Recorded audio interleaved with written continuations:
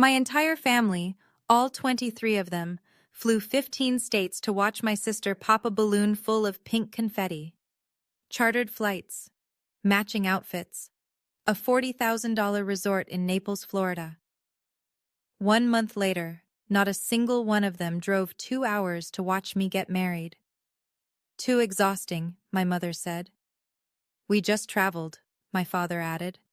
Maybe next time, my sister texted, with a laughing emoji. 34 days after that, my phone lit up with 215 missed calls, texts, and voicemails from every last one of them. They'd just found out who my husband really was. And suddenly, 2 hours didn't seem so far. But here's what none of them knew. And what I'm about to tell you, the distance was never the problem. They were. Before I go on, if this story hits close to home, take a moment to like and subscribe, only if you genuinely connect with it. Drop your location and local time in the comments. I'd love to know where you're listening from. My name is Stella, I'm 31, and this is how I lost my family, and found out I never really had one. Let me take you back to a Saturday in March, the day I realized I'd been auditioning for a role I was never going to get. The Townsend family lived in Falls Church, Virginia, in a 5-bedroom colonial with a wraparound porch that my mother repainted every spring. Faro and ball always, because Patricia Townsend did not do Home Depot. The dining room table sat 8. The linen tablecloth came from Restoration Hardware, and every Sunday dinner, there was a seating order that nobody talked about but everybody understood. My mother sat at the head. My father, Richard, sat to her right, close enough to nod at the right moments, far enough to stay out of the way. Madison and Brett sat across from each other like royalty at court, and I sat at the end, by the kitchen, next to the swinging door that bumped my chair every time someone got up for more wine. My mother ran a chain of 5 boutiques across Northern Virginia, Maison Patricia. She called it her empire. My father had a small management consulting firm, steady, respectable, unremarkable. The money was fine. The image was everything. Madison, 4 years younger, former junior Miss Virginia, now a lifestyle influencer with 45,000 followers, had married Brett Keller, a real estate developer who drove a Range Rover and talked about cap rates like other people talk about the weather. They lived in a $1.2 million townhouse in Alexandria. Everything about their life looked expensive. Everything about their life was supposed to. Then there was me, freelance graphic designer, 1-bedroom apartment in Arlington, a 2018 Honda Civic with a dent in the rear bumper I never got fixed. My mother called what I did Stella's little art thing. There's a family portrait on the mantle back in Falls Church. It was taken 3 Christmases ago. If you look at the framed version, you'll notice my face is half cut by the edge. Nobody ever reframed it. I didn't know it then, but in exactly 4 months, every person at that Sunday table would be begging me for something, and I would say no. The pattern didn't start with the wedding, it started with a painting. I was 14. The Virginia statewide Young Artists competition had 1,200 entries that year, and mine won first place. An oil landscape of the Shenandoah Valley I'd spent 4 months on. My art teacher, Mrs. Calloway, cried when they called my name. My mother had promised she'd be in the 3rd row. She wasn't. The 3rd row was empty. The whole section was empty. While I stood on that stage at the Richmond Convention Center, holding a plaque with my name engraved in brass, my mother was 40 miles away at a bridal shop with Madison, getting her fitted for the Junior Miss Virginia pageant. Mrs. Calloway drove me home that night. I walked through the front door holding my plaque, and my mother looked up from the couch where she was pinning Madison's sash and said, "Oh, sweetie, I'm so sorry, but Madison's pageant is in 2 weeks, you understand? Your little painting will still be there tomorrow." It wasn't there tomorrow. It was never hung anywhere. Not in the hallway, not in the living room, not even in my bedroom. Because I couldn't look at it without seeing that empty 3rd row. Madison's Junior Miss Virginia crown, though, that sat on the living room shelf for the next decade, still had glitter on it when I moved out. Years later, when I was 24 and cleaning out the garage to help my dad make room for a new workbench, I found the painting. It was under a box of Madison's old pageant sashes, face down, wrapped in a trash bag. I stopped painting after that. Not because I'd lost the talent. I'd lost the audience I thought I needed. It would take me another 7 years to realize I'd been looking for the wrong audience all along. I met David at a coffee shop in Georgetown on a Thursday afternoon in October. He was reading a dog-eared copy of Meditations by Marcus Aurelius. I was sketching a logo concept on my iPad. He asked if I was an artist. I said freelance designer. He said, same thing, just with invoices. I laughed. He bought me a second coffee. He wore a flannel shirt and jeans that day. Drove a Toyota Tacoma with mud on the wheel wells. He told me he worked in investments. I pictured a guy with a Schwab account and a spreadsheet hobby. We dated for 8 months before I found out the truth, and it didn't come from David. It came from Nora, my best friend since freshman orientation at UVA, now a corporate attorney in D.C. We were at her apartment splitting a bottle of Malbec when she pulled up an article on her phone and turned the screen to face me. "Stell," she said, "your boyfriend is on the Forbes 30 under 40 list." David Ashford, founder and CEO, Ashford Capital Partners, a private equity fund managing $2.3 billion in assets. I stared at his photo in the article, same flannel, same easy grin, and felt the floor tilt. When I confronted him, he didn't apologize. He explained. "My dad's business partner robbed him when I was 12, he said, sitting across from me at our usual booth. I watched money turn people into strangers. I swore I'd never let that happen to me. I wanted to know, if I met someone, would they stay if they thought I had nothing? I stayed. And I kept his secret. Not for him. For me. I wanted my family to love me for me, not for what my husband's name was worth. Nora warned me. If your family ever finds out, they'll suddenly become very interested in you." I told her she was being cynical. She told me she was being accurate. David proposed on a Saturday morning. No restaurant, no skywriting, no flash mob. Just the two of us on a bench at Great Falls Park, watching the Potomac crash over the rocks. The ring was a sapphire, salon blue, 3 carats, set in platinum. To anyone who actually knew stones, it was extraordinary. To my family, it looked nice. I posted a photo to the family group chat that evening. Ring on my finger, David's arm around me, the falls behind us. I typed, "He asked," I said yes. My mother's response came 14 minutes later. "That's nice, sweetie." Then, immediately, "Girls, has anyone finalized the color palette for Madison's reveal? I'm thinking blush and gold. Thoughts?" That was it. That was my engagement announcement in the Townsend family. When Madison got engaged 2 years earlier, my mother hired a photographer to capture Brett on one knee at the Jefferson Memorial. She threw an engagement party for 80 people at their country club. She posted 14 times on Instagram in a single weekend. I know because I liked every single one. For me, a heart emoji and a pivot to balloon colors. I sent out wedding invitations 3 months before the date. Willowbrook Vineyard, Virginia. A beautiful property in the Shenandoah foothills, exactly 1 hour and 50 minutes from Falls Church by car. I chose it because the wisteria bloomed in March, and the ceremony arbor overlooked the Blue Ridge. Also because it was close to home, easy to get to, no planes required. 6 weeks passed.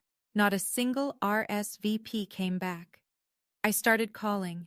My father picked up on the 3rd ring and hemmed for 30 seconds before he said, "Your mother thinks it might conflict with Madison's schedule." "Madison's baby isn't due for 4 months, Dad." Silence. Long, heavy, familiar silence. I should have seen it then. But hope makes you keep your eyes half shut when they should be wide open. Madison's gender reveal was held at the Ritz-Carlton in Naples, Florida. Event planner, balloon arch that cost more than my monthly rent, a live jazz band, drone footage of the confetti drop over the Gulf. My mother had the whole thing catered with a raw bar and a 6-tier cake in the shape of a baby carriage. 23 family members flew in. Aunt Linda from Connecticut, Aunt Rachel from Oregon, Uncle Jim from Washington State.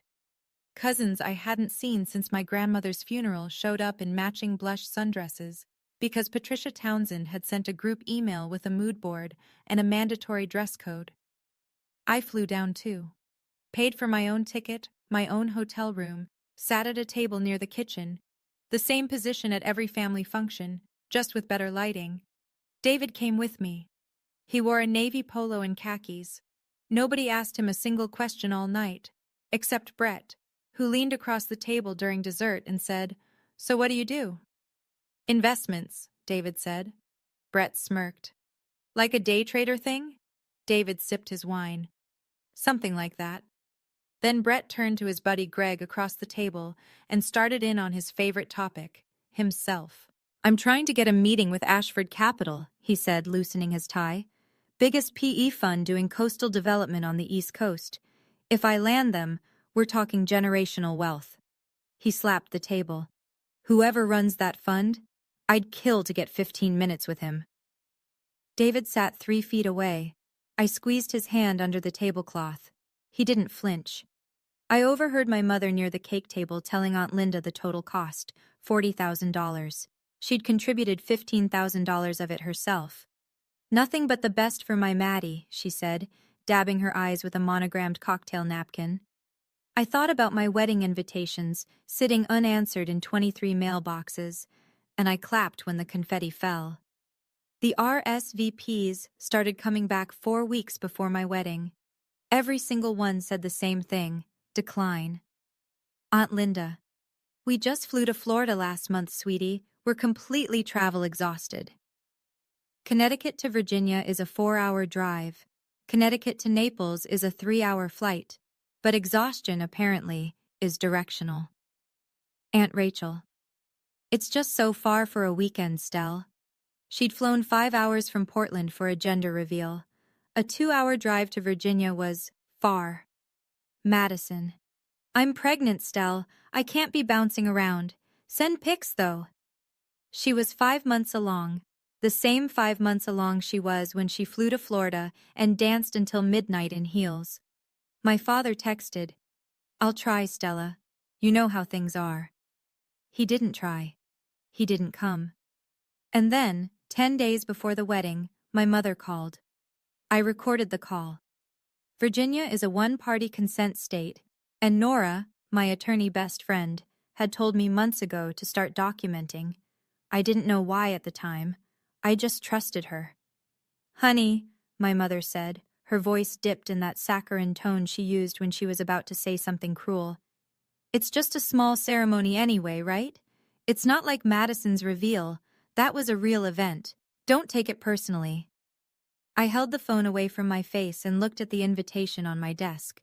Cream cardstock, gold lettering, Willowbrook Vineyard, March 15th, the date my life was supposed to change. 23 invitations, 23 declines, and my mother had the composure to call my wedding not a real event. I didn't cry that night. I opened my laptop and screenshotted every text, every RSVP card, every excuse. I saved them in a folder on Google Drive. Nora had told me, "Document everything, not for revenge, for clarity." I didn't know yet how clear things would get. Willowbrook Vineyard sat on 32 acres of rolling green in the Shenandoah foothills. The ceremony arbor was draped in wisteria, purple and white, cascading like something out of a painting I might have done once, when I still painted. 60 white chairs, 30 on the left for David's side, 30 on the right for mine. David's side filled up by 3:15. His mother, Margaret, a retired Georgetown law professor, sat in the front row in a champagne-colored Oscar de la Renta sheath. His brother flew in from San Francisco. His college roommate, his CFO, his best friend from summer camp in Maine. 30 chairs, 30 people. My side had Nora, 3 friends from UVA, 2 former co-workers from the design firm where I'd spent my first 2 years out of school, 6 people, 24 empty chairs.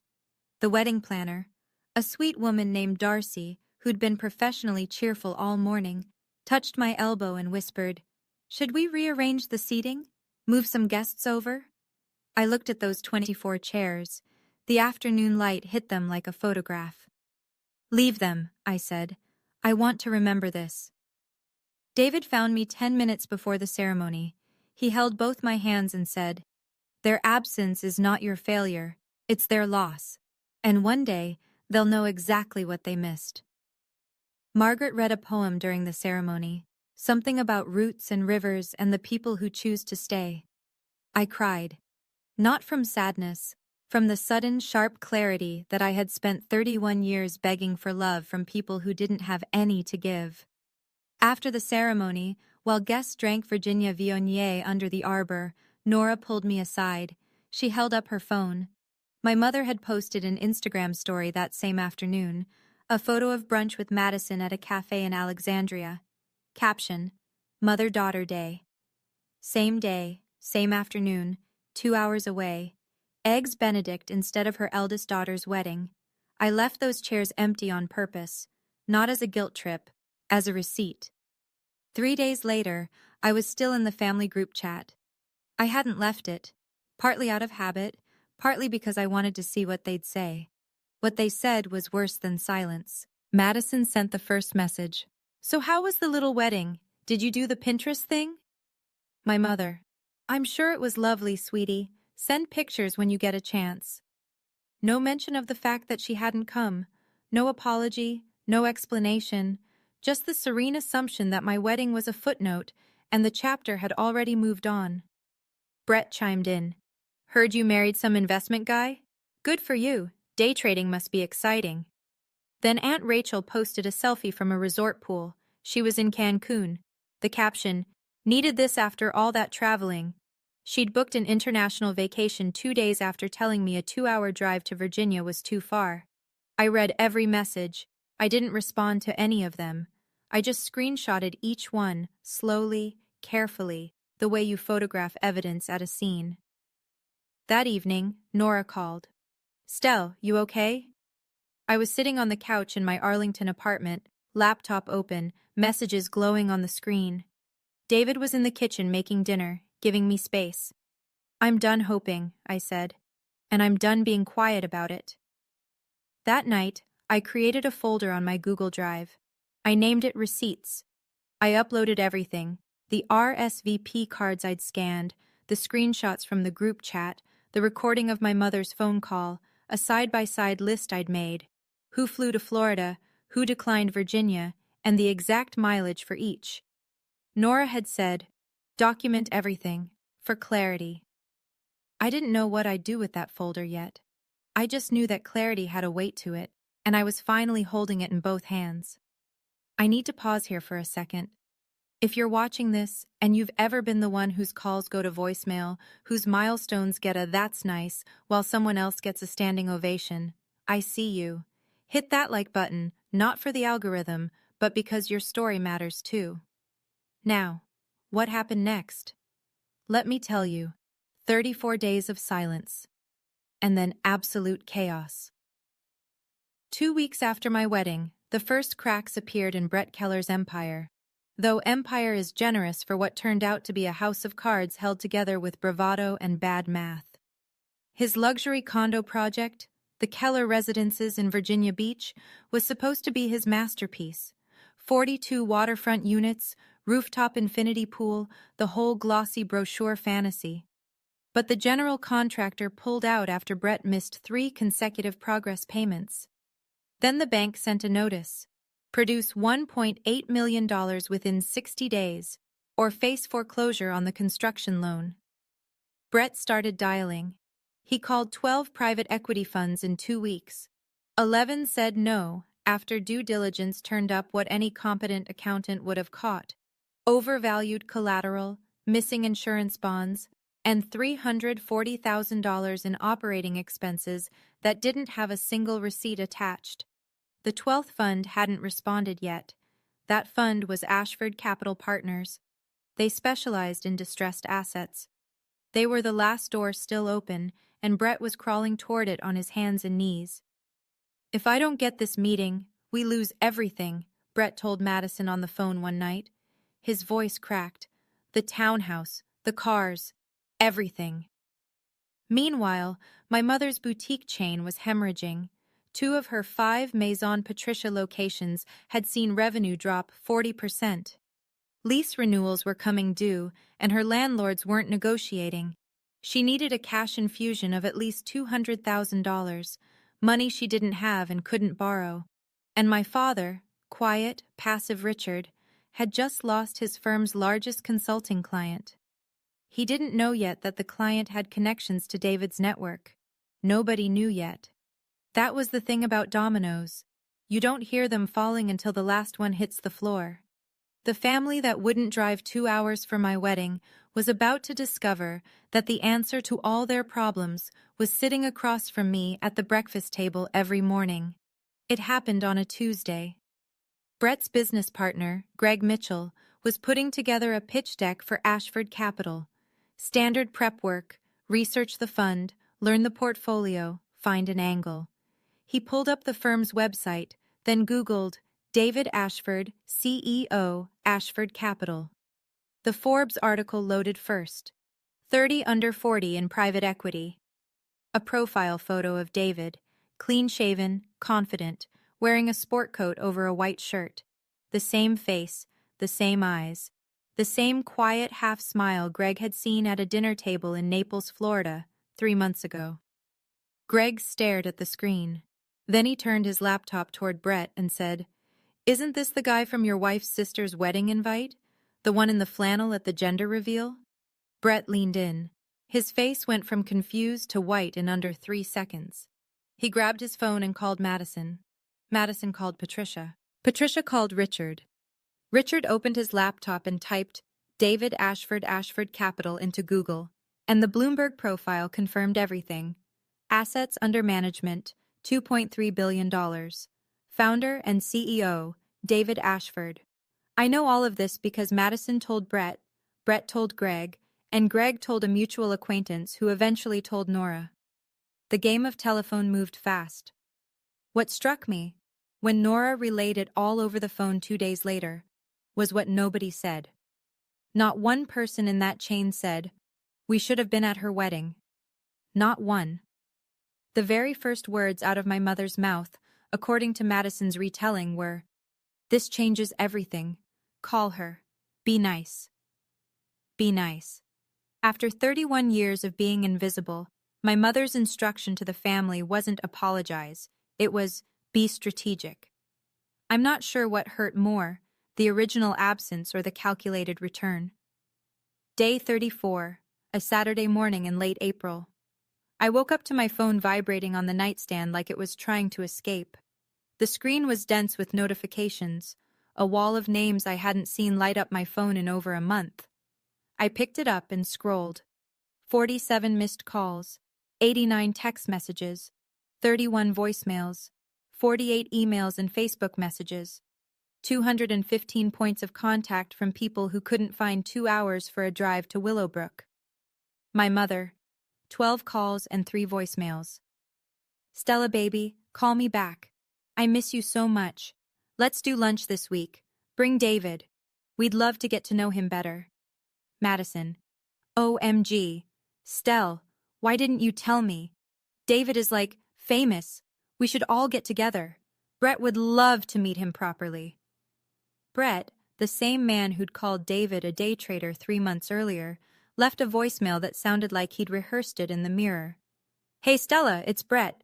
Listen, I think David and I got off on the wrong foot. I'd really love to buy him a drink, talk shop, man to man." Aunt Linda, who'd been travel exhausted. "We feel terrible about missing the wedding. When can we visit?" Aunt Rachel, fresh off Cancun. "Stella, thinking of you. Let's plan something soon." My father sent a single text. "I'm sorry, Stella. I should have been there."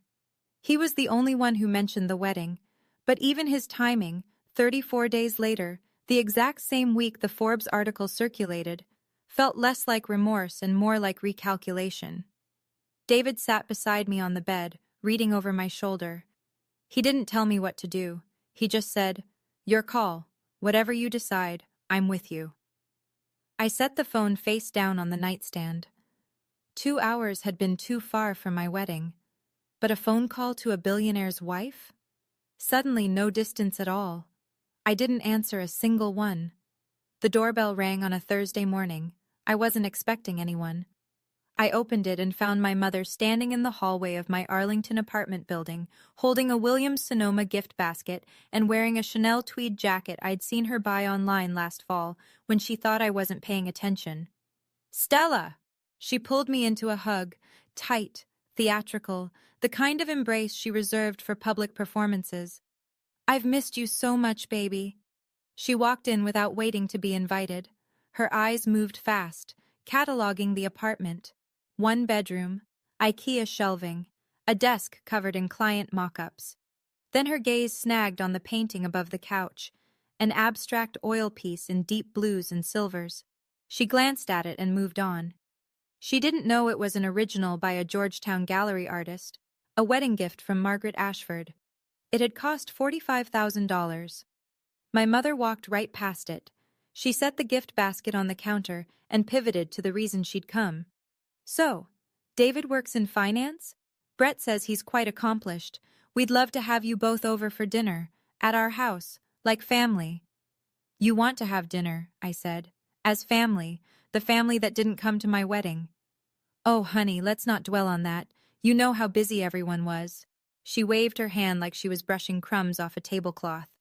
"Now tell me about David's work. Is he—" "Mom." I stepped forward. "You didn't come here because you miss me.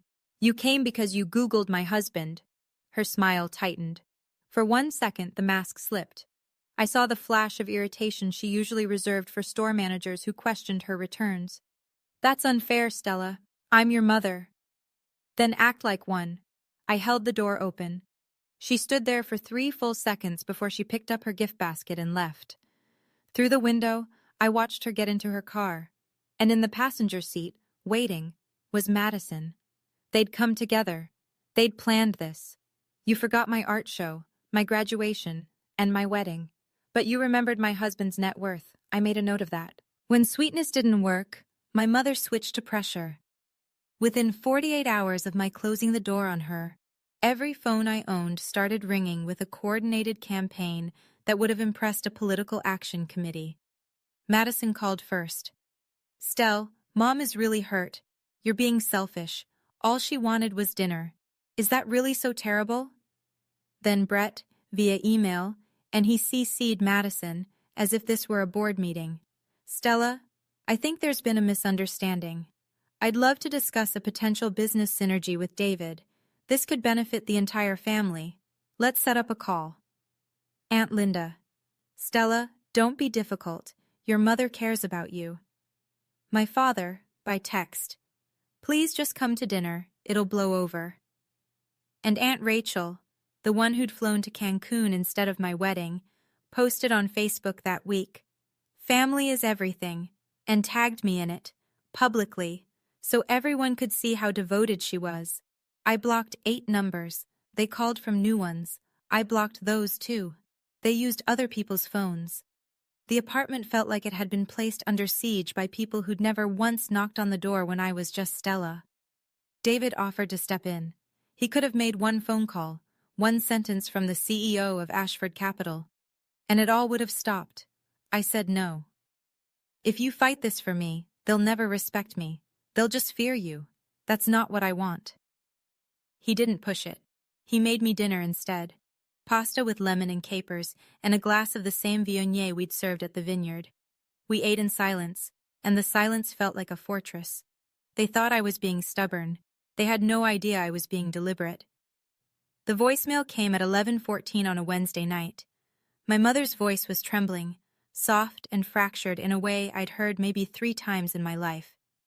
"Stella, I know I haven't been perfect. I know I've made mistakes, but I'm your mother. Whatever happened, whatever I did wrong, don't shut me out.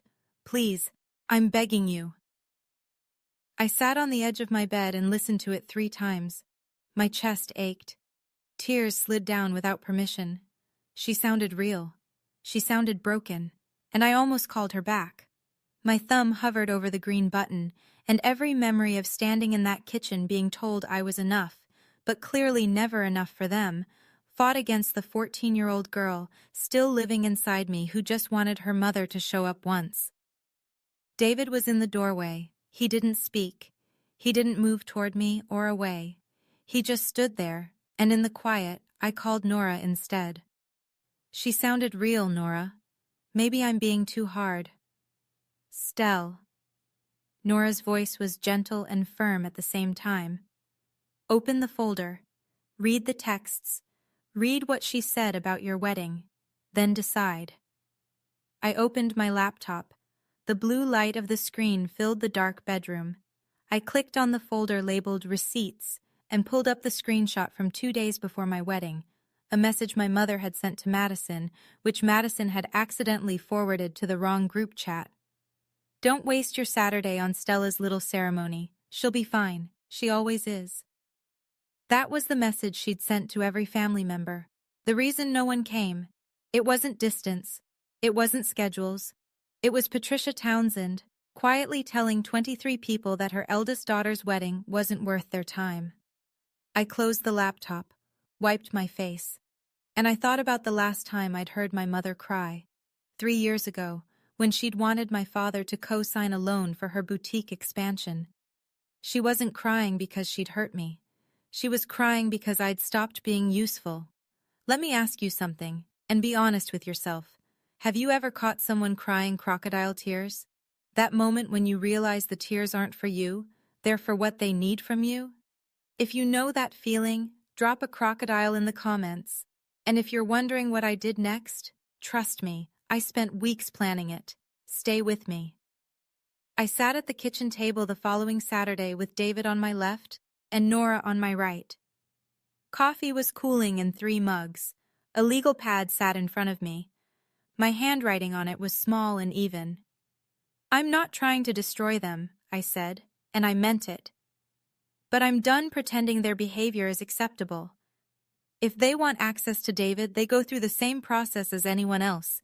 No family discount on basic human decency. David leaned back in his chair. You should know. Brett submitted a pitch deck to Ashford Capital 2 weeks ago through the standard intake process. My acquisitions team flagged it. Flagged it how? 3 red flags. Brett overvalued his collateral by roughly 30%. His construction project is missing a required insurance bond. And there's $340,000 in operating expenses that can't be accounted for. No invoices, no receipts, just line items with no documentation. He paused. My team was going to reject it before any of this. The numbers don't work. Nora looked at me. So the deal dies on its own merits. Exactly, David said. I didn't reject him because of Stella. I rejected him because his business isn't sound. That distinction matters, legally and personally. I nodded. The plan wasn't complicated. I didn't need to scheme or manipulate. I just needed to stop intervening, stop smoothing things over, stop being the invisible bridge between my family's problems and solutions they hadn't earned. There was one thing, though. The Henderson Foundation Charity Gala, 3 weeks away. David was receiving the Leadership Award. 400 guests. Black tie. If my family found out, and I was certain they would, they'd be there. Nora slid a slim binder across the table. Inside, printed screenshots, scanned RSVP cards, the mileage comparison chart. Just in case, she said. This isn't a weapon, it's a mirror. I didn't need revenge. I just needed them to stop lying to themselves about who they were. The rejection letter arrived at Keller Development Group on a Monday, delivered on cream-colored Ashford Capital letterhead, 100-pound cotton stock, embossed logo. It was signed by the VP of Acquisitions. Not David. Standard operating procedure. The CEO never signed deal rejections. But Brett didn't know that. The letter was 3 paragraphs of professional courtesy wrapped around a verdict. After thorough due diligence review, the risk profile of the Keller residences does not meet our current investment criteria. Specifically, overvaluation of pledged collateral, inadequate construction insurance bonds, and unresolved discrepancies in reported operating expenses. Brett read it standing in his office. Then he sat down. Then he put his head in his hands. He called Madison that afternoon. I learned later, again, through the chain that always led back to Nora, that it was the first time Madison had ever heard Brett cry. That evening, Brett tried to reach David directly. He called the main Ashford Capital office line. The receptionist was polite and immovable. "Mr. Ashford does not accept unsolicited calls. If you'd like to submit a formal inquiry, I can provide the appropriate email address." Brett hung up. He sat in his car in the parking garage for 20 minutes. Then he called Patricia. "I need Stella to get David to reconsider," he said. "If she doesn't do this, we're done. We lose the townhouse. We lose everything." My mother, the woman who'd told 23 people to skip my wedding, said 4 words: "Leave it to me." Within a week, she had purchased a table at the Henderson Foundation Charity Gala. $5,000 for a seat in the same room as the son-in-law she had never once bothered to meet. $5,000 to fix what 2 hours of driving would have prevented. The irony sat in my chest like a stone. While Brett scrambled, my mother's own empire was collapsing. Maison Patricia had 5 locations across Northern Virginia. That spring, 2 of them received lease renewal notices with a 35% rent increase. The landlords weren't negotiating. Online shopping had been eating into her foot traffic for years, and Patricia's response had been to ignore it entirely. The bitter part? I'd offered to help. 2 years earlier, sitting at that same Sunday dinner table, at the end, by the kitchen door, I'd told her I could design a full e-commerce website for Maison Patricia. Brand identity refresh, online store, social media integration. I'd do it for free. A gift. My mother had smiled the way she smiled at children who say something naive. "Sweetie, stick to your little drawings. Retail is a different world." Now that different world was closing in on her. She needed at least $200,000 to keep 3 locations afloat, money to cover lease renewals, back vendor invoices, and a payroll she'd been juggling for months. The bank wanted a co-signer or an outside investor. She had neither. When she heard Brett talking about Ashford Capital, something clicked in her mind. I could see it forming, even from a distance, the calculation, the pivot. If David could save Brett's project, maybe he could save her boutiques too. 2 problems, 1 billionaire son-in-law. She called my father that evening. "We need to be at that gala, whatever it costs." Richard had a contact at the Henderson Foundation. He bought the table. $5,000 Patricia didn't have, charged to a credit card she was already behind on. Margaret Ashford called me the day after the purchase went through. "Darling," she said, "a Townsend just reserved a table at the gala. Is that your family?" I looked out the window at the Potomac, silver in the afternoon light. It was. The night before the gala, I stood in the Georgetown penthouse trying on the dress David had picked out for me. Carolina Herrera. Black. Floor length. A clean, quiet kind of beautiful. The kind that doesn't announce itself but stays in the room long after you've left. I still kept my 1 bedroom in Arlington. I hadn't given it up. "That's who I was before," I'd told David once. "I don't want to forget her." The penthouse had floor-to-ceiling windows overlooking the Potomac. The lights on the Kennedy Center shimmered across the water.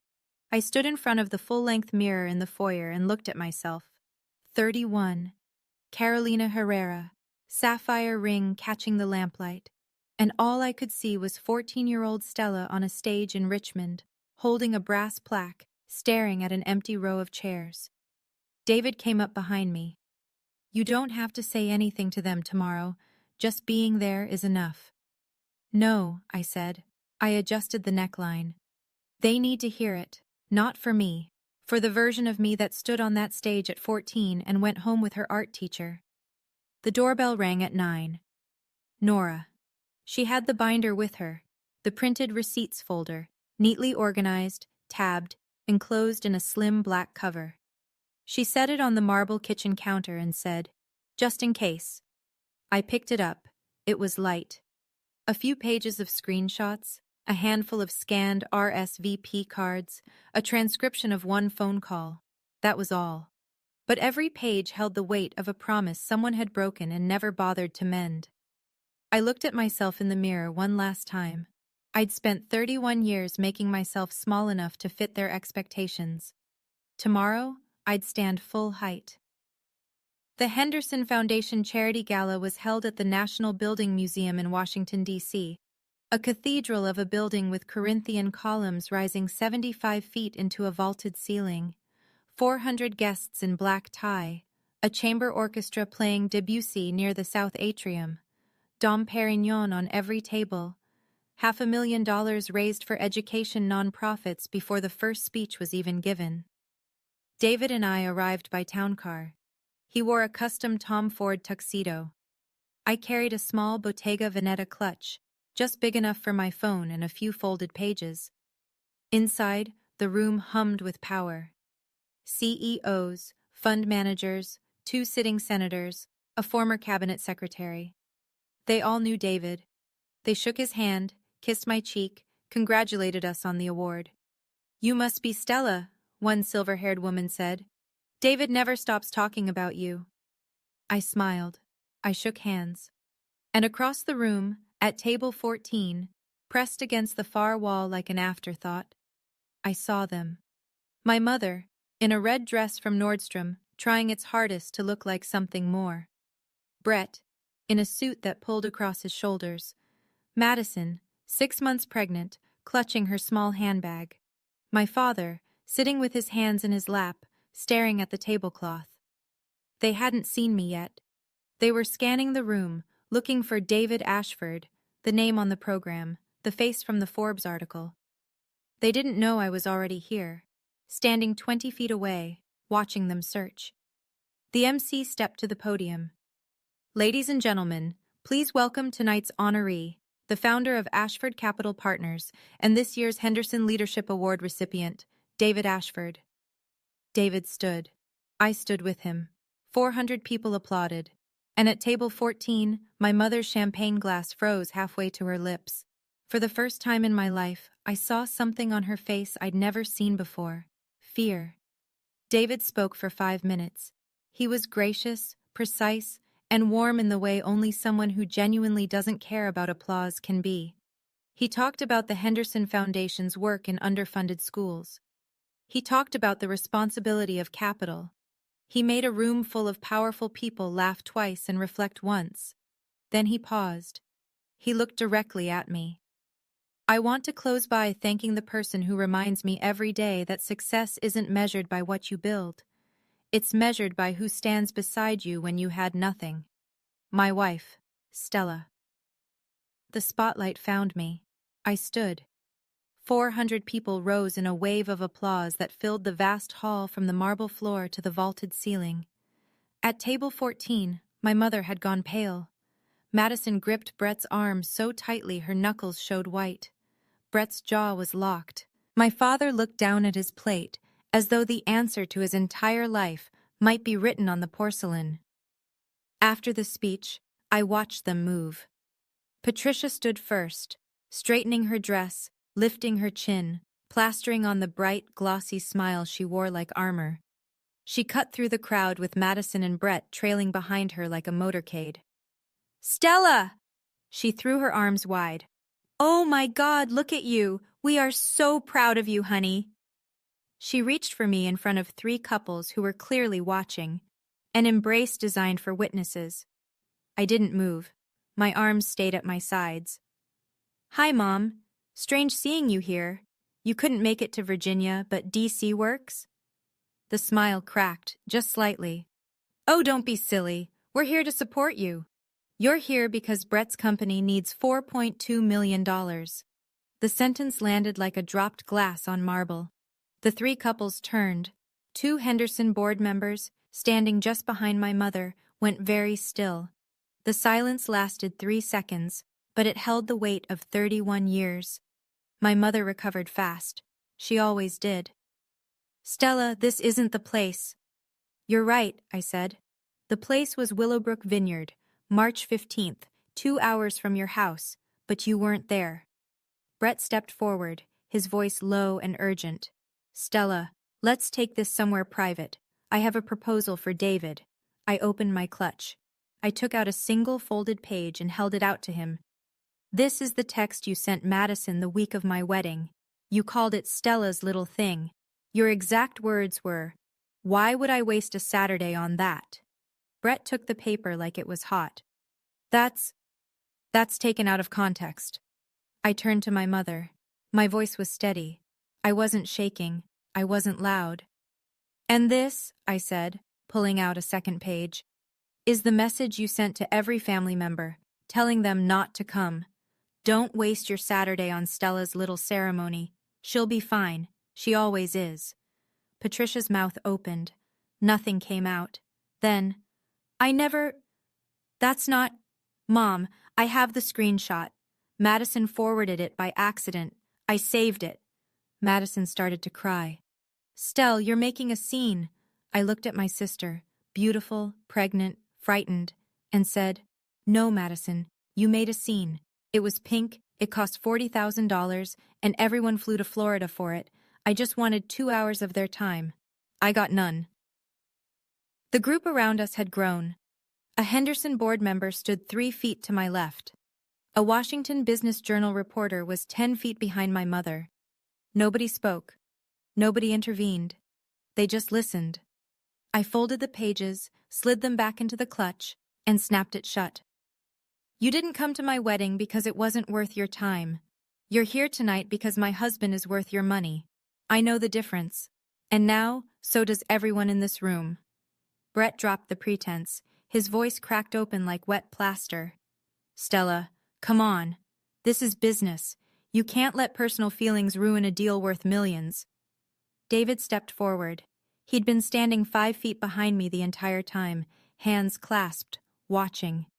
His voice was calm, boardroom calm, the kind that makes powerful men go quiet. The deal was rejected 3 weeks ago, Mr. Keller. Your financials didn't meet our criteria. It had nothing to do with Stella. Brett stared at him. You can't... The words went nowhere. He looked like a man who'd walked into a wall he couldn't see. My mother tried one last play. She reached for my hand, her fingers closing around mine. Honey, I'm your mother. You can't do this to family. I pulled my hand back, gently, like releasing a balloon. You chose which family to show up for. I'm just respecting your choice. Madison was sobbing openly now, mascara on her cheeks, one hand on her belly. This isn't fair, Stella. I'm about to have a baby. And I hope you show up for her, I said, the way nobody showed up for me. The room held its breath. My father hadn't spoken a word. He stood at the edge of the group, slightly behind Brett, hands in his pockets. Finally, he said it, the thing he should have said 34 days ago in a vineyard under the wisteria. Stella, I'm sorry. I should have come. I looked at him, and for 1 second, one brief, honest second, I wanted to believe him. I wanted to be that 14-year-old girl who still thought her father was just quiet, not complicit. I know, Dad, but sorry 34 days late at a billionaire's gala isn't sorry. It's strategy. I turned around, took David's arm, and walked to the main table where Margaret Ashford sat waiting, her smile small, warm, and real. Behind me, Patricia Townsend stood in the middle of 400 people, and for the first time in her life, could not think of a single thing to say. The rest of the evening played out like a temperature map, cold radiating from table 14, warm everywhere else. My family stayed seated. Nobody in the room walked over to them. The 2 board members who'd overheard the exchange moved to opposite corners of the hall, and one of them, a woman named Helen Calder, who happened to be my father's biggest consulting client, leaned toward her husband and said something I couldn't hear. She didn't look at my father's table again. Brett tried once more. He approached a hedge fund manager near the bar, introduced himself, and pitched the Keller residences in under 60 seconds. The man sipped his bourbon, looked Brett up and down, and said, I think you should focus on your family situation first, Mr. Keller. Then he walked away. Madison left before dessert. She cried in the bathroom for 10 minutes, then ordered an Uber home. Patricia drank 3 flutes of champagne in 20 minutes and had to be escorted to the lobby by Richard, whose face looked like it had been carved from gray stone. Meanwhile, at our table, David introduced me to the director of the Henderson Foundation. She was looking for a designer to rebrand their education initiative, new visual identity, digital campaign, outreach materials. We talked for 40 minutes. She liked my portfolio. She liked my ideas. She never once mentioned David's name during the conversation. Margaret squeezed my hand under the table. You handled that with more grace than they deserved, Stella. A reporter from the Washington Business Journal had been at the gala. She didn't write about the confrontation. She had more tact than that. But the following week, she published a feature. The Quiet Power Couple: How Ashford Capital's CEO and his designer wife are redefining philanthropy. My family read every word. I know because Nora told me they shared it in the group chat I'd finally left. 1 week after the gala, the bank made it official. Brett failed to secure replacement funding within the 60-day window. The construction loan on the Keller residences was foreclosed. The property reverted to the lender. Brett's personal equity, $800,000 he'd poured in over 2 years, was gone. 42 luxury condos became a half-finished concrete skeleton overlooking Virginia Beach. He filed for Chapter 7 bankruptcy. Keller Development Group ceased to exist. The $1.2 million townhouse in Alexandria went on the market at a loss. Madison packed her things, what was left of them, into her mother's SUV and moved back into the Colonial in Falls Church. Then the second crack split open. While sorting through Brett's company accounts during the bankruptcy filing, Madison found what the Ashford Capital due diligence team had flagged: $340,000 in operating expenses with no receipts. She pulled the records: credit card statements, hotel invoices in cities where Brett had no projects, restaurant charges for 2, a leased apartment in Norfolk under an LLC she'd never heard of. Brett had been seeing his office manager for 6 months, through the entirety of Madison's pregnancy, through the gender reveal, the matching blush sundresses, the $40,000 party at the Ritz-Carlton. Madison called me at 2 in the morning.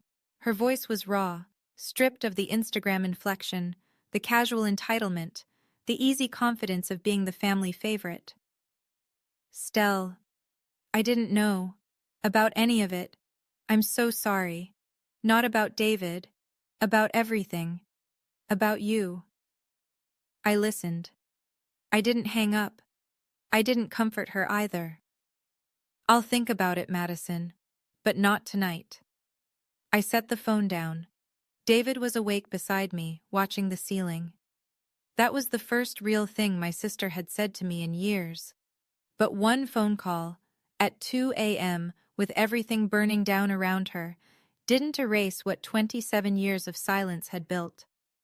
Maison Patricia closed 2 locations by the end of May. The lease renewals came and went without signatures. The Tyson's Corner store went dark on a Tuesday. The Fairfax shop followed the next week. Racks that once held silk blouses and Italian leather bags were stripped to bare metal. A lease available sign went up in each window before the month was out. 3 stores remained, but they were bleeding. The social fallout was quieter and deeper. The country club set in Falls Church operated on gossip the way most ecosystems operate on oxygen. Someone who'd been at the gala, or who knew someone who'd been at the gala, told someone at the spring luncheon committee what Patricia had done. She told her whole family not to go to her own daughter's wedding, and the daughter married a billionaire. That sentence moved through Patricia's social circle like a slow-acting poison. The committee chair called her the following week. We feel the committee needs fresh energy this season, Patricia. I'm sure you understand. Helen Calder, the board member, my father's biggest client, moved her consulting contract to a different firm. She told Richard directly, I need someone I can trust with my family business. He didn't argue. He couldn't. My mother tried one final play on social media. She posted a childhood photo of me, gap-toothed, paint on my fingers, grinning into the camera at age 7, with a caption, "My beautiful firstborn, so proud of everything you've become." I reported the post. Then I blocked her account. There was a moment, Nora told me about it later, when Patricia sat alone in the main Maison Patricia location after closing time. The fluorescent lights hummed. The racks were half empty. The mirrors reflected a woman sitting on a velvet ottoman with no audience and no script. "When did I become this person?" she reportedly asked the empty store. But she still didn't call me to apologize. She called to ask if I'd reconsider having David look at her business plan. That told me everything I needed to know. 3 weeks after the gala, I sat down at the desk in my Arlington apartment, the one I still kept, the one with the client mock-ups and the chipped IKEA lamp, and I wrote letters, one for each of them. By hand, on Crane & Company cream stationery, with a Mont Blanc pen Margaret had given me as a wedding gift. Nora reviewed the final drafts, not for sentiment, for legal clarity. She struck one line that could have been construed as a threat, and softened two others that edged into accusation. What remained was clean. The letter said, "I'm not writing this out of anger. I'm writing this out of clarity. For 31 years, I waited for this family to see me. I made myself smaller, quieter, more convenient, hoping one day it would be enough. It never was. You flew 15 states for a gender reveal. You couldn't drive 2 hours for my wedding. You found my husband in 34 days. But you never found me in 31 years. I wish you well, I genuinely do. But I won't be available anymore.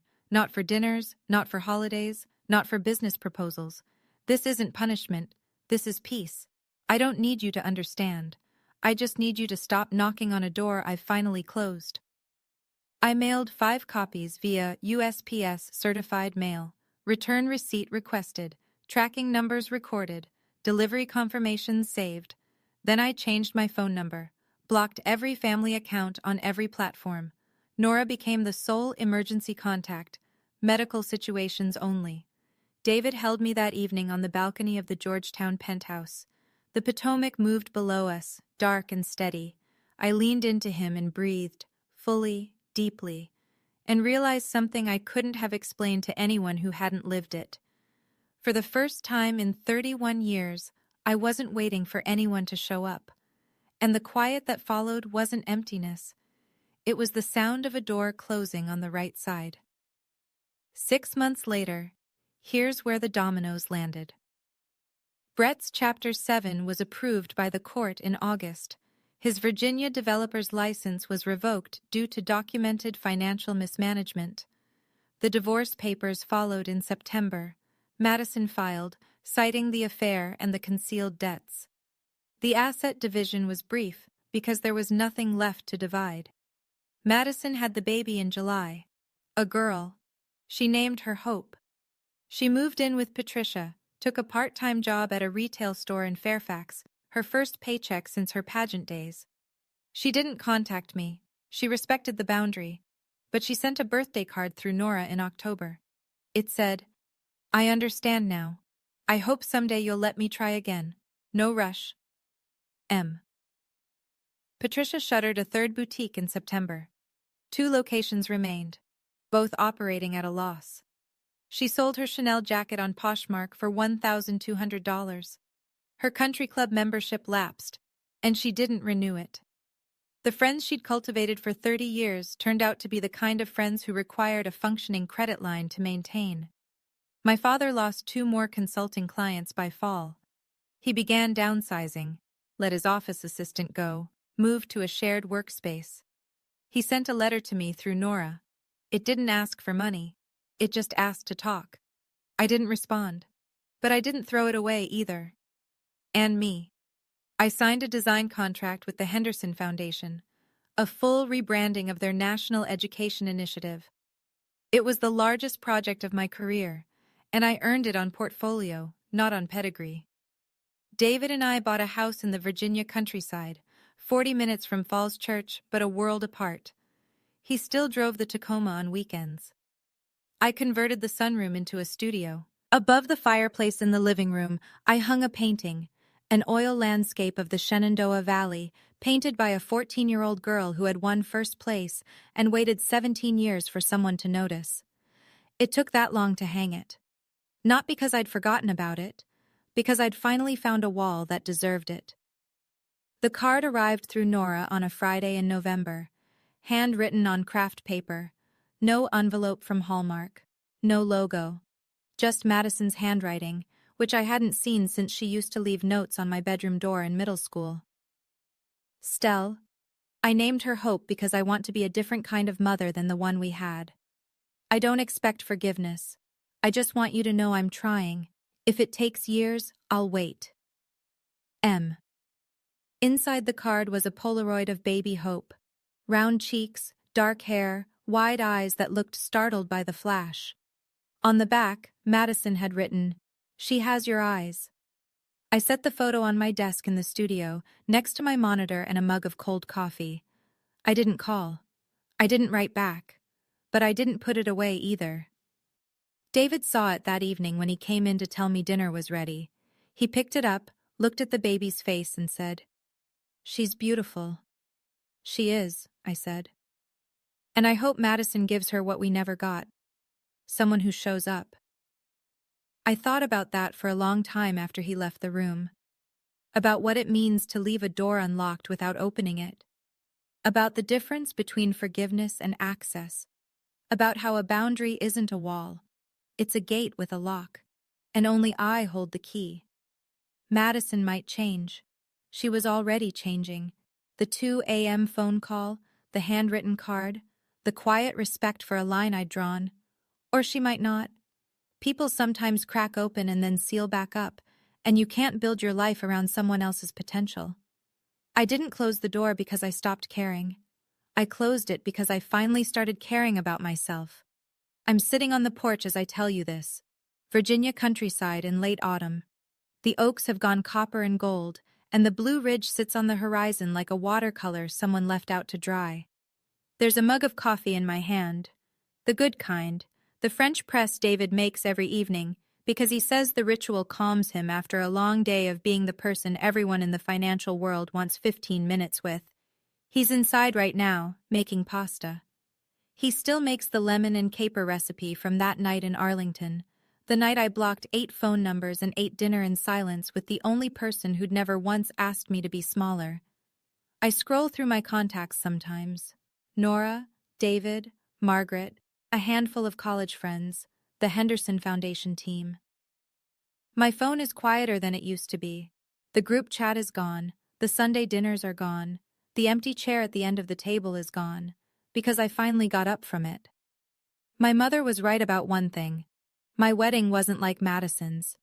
Madison's was a performance, mine was a promise, and the only people who needed to witness it were the ones who actually showed up.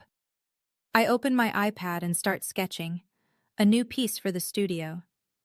The image comes easily, a single chair in a field of wildflowers, not empty, waiting. David steps out onto the porch, 2 mugs in hand. "What are you drawing?" Something I should have painted a long time ago. He sits down next to me. The crickets start up. The sky goes violet. They say the opposite of love is hate. I don't think that's true. I think the opposite of love is showing up only when it's convenient. And I think the bravest thing I ever did wasn't standing in that gala, holding receipts and speaking truth to a room full of strangers. It was the morning after, when I woke up, looked at my phone, and felt nothing missing. That's my story. And if you made it this far, thank you for listening, really.